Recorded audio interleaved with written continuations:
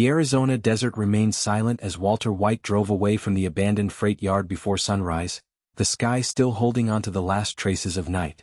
A stolen identification card rested on the passenger seat beside him, its blue Phoenix logo catching the first rays of morning light as the truck bounced along the cracked service road. He had spent nearly 2 weeks chasing rumors, piecing together shipment manifests, warehouse leases, and reports of stolen chemical precursors, until one undeniable truth finally emerged from the noise. This was no street gang throwing product together in a garage. This was a carefully engineered organization, one with resources rivaling anything Gus Fring had ever controlled. Whoever led it understood patience, secrecy, and precision in a way that went far beyond ordinary criminal instinct. Worse still, they had a chemist capable of producing methamphetamine at a purity Walter had always believed only he was capable of reaching. He returned to the mining cabin exhausted, but sleep never came that night. Instead, he covered the walls with maps, photographs, newspaper clippings, and handwritten notes, all connected by red string torn from an old blanket he'd found in the corner. Every shipment, every warehouse fire, every trucking company, every seized batch of blue meth became another thread pinned into a much larger pattern spreading across the wall. When he finally stepped back to take it all in, something cold settled in his chest. The organization wasn't expanding randomly at all. It was deliberately, methodically occupying the exact same territories that had once belonged to Gus Fring years before his death. This new leadership wasn't simply selling drugs for profit. They were rebuilding an empire, brick by brick, using every hard lesson learned from everyone who had come before them, including him. At DEA headquarters in Albuquerque, investigators were arriving at the same unsettling conclusion from an entirely different direction. Intelligence reports showed the blue meth distribution network expanding with remarkable discipline, almost surgical in its restraint. Violence stayed surprisingly low despite the network's rapid growth, which pointed toward strong centralized control rather than the usual chaos of rival dealers fighting for turf. Several agents privately admitted, off the record, that the whole operation felt far closer to Gus Fring's old methods than anything Walter White had ever run. And yet, because Walt remained officially missing and blue meth had unmistakably returned to the streets, the leading theory in every briefing refused to budge. "We are hunting Walter White," the room would agree again and again. The irony wasn't lost on Walt himself, sitting alone in that cabin listening to a crackling scanner. The DA believed he was out there rebuilding an empire from scratch. In reality, he was desperately trying to figure out who had already rebuilt it without him. One evening, while monitoring police frequencies through an old scanner propped on the windowsill, Walter overheard something that made him sit up straight. Agents were discussing a confidential witness who had recently reported sightings of blue meth moving through northern Arizona, someone unidentified, but described in a single fragment of dispatch chatter that Walter would replay in his mind for hours afterward. Male, approximately 30 years old, history connected to Heisenberg. He knew instantly who it had to be. Jesse. He hadn't spoken that name out loud since the night at Jack Welker's compound, and yet hearing that clipped, clinical description stirred up a tangle of emotion he wasn't fully prepared for: regret, pride, shame, and a stubborn thread of responsibility all knotted together at once. Jesse had every reason in the world to disappear forever and never look back. Instead, he was out there quietly following the exact same trail Walter was. Walter understood immediately why. Jesse wasn't chasing money. He was chasing ghosts the same way Walter was. That realization forced Walter into a decision that frightened him more than any nationwide manhunt ever could. He needed Jesse's help, not because Jesse could cook and not because Jesse still remembered the formula, but because Jesse understood, better than almost anyone alive, how criminals thought when they believed themselves untouchable. Jesse had survived Tuco, survived Gus, survived Mike, survived the cartel, survived Todd, survived Jack's entire gang.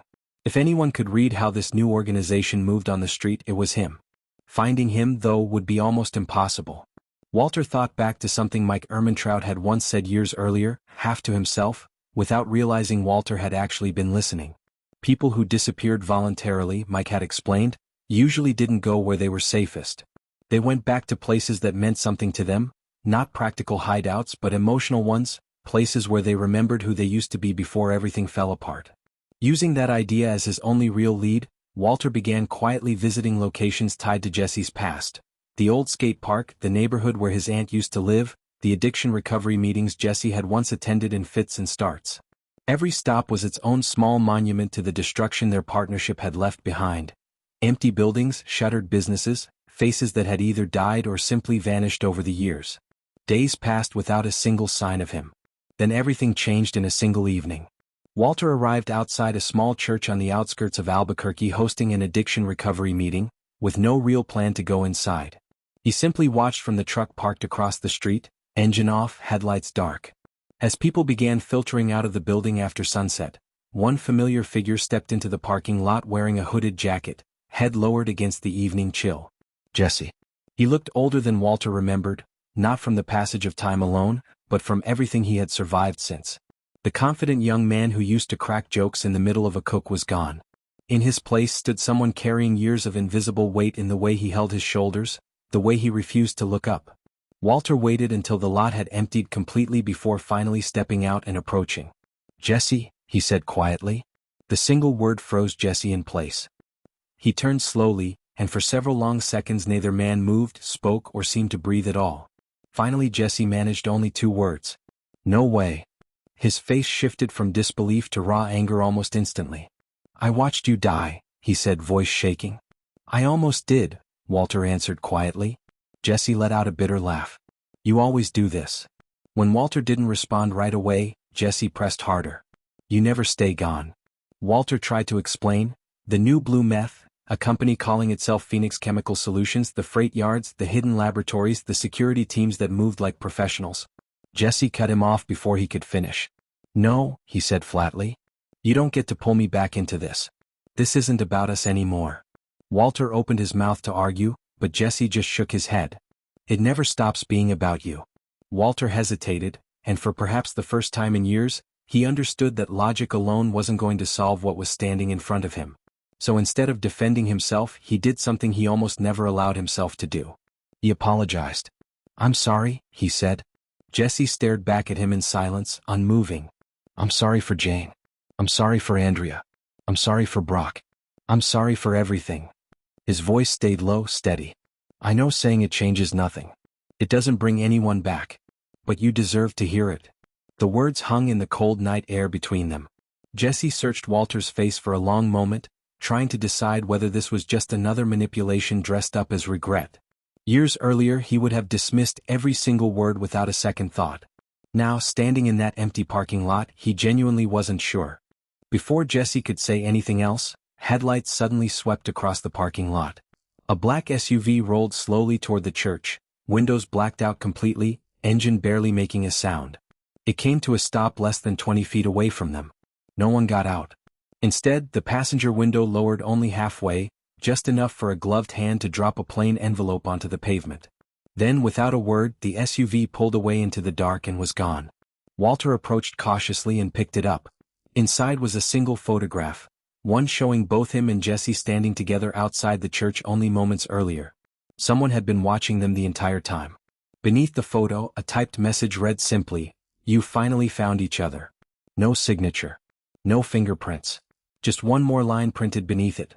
"Don't make us wait too long." Walter and Jesse looked around the empty street at the same instant, both arriving at the same sickening realization. They hadn't discovered Phoenix Chemical Solutions at all. Phoenix had discovered them.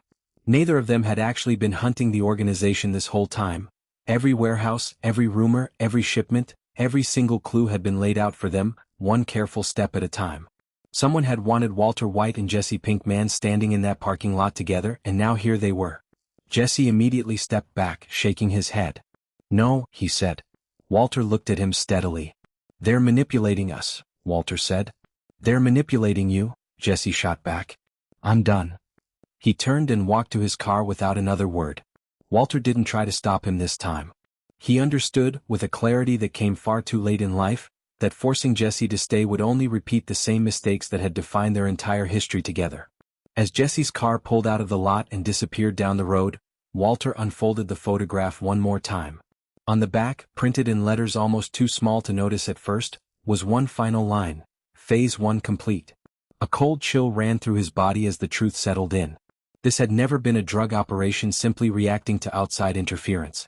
The entire investigation, every lead he'd chased, every step he thought he'd taken on his own, had been part of someone else's plan from the very beginning. Hundreds of miles away, inside a secure conference room hidden beneath Phoenix Chemical Solutions corporate headquarters, A group of executives sat watching surveillance footage of the church parking lot play back on a wall-mounted screen. The room stayed silent until the oldest man at the table finally smiled, eyes still fixed on the monitor. "They're together again," he said calmly. Another executive leaned forward. "Should we eliminate them now?" The old man slowly shook his head. "No," he said. "Not yet. They're about to lead us to something far more valuable." The camera feed froze on the image of Walter and Jesse standing side by side beneath the church lights, caught together in a single frame neither of them had chosen. The old man smiled once more, folding his hands calmly on the table in front of him.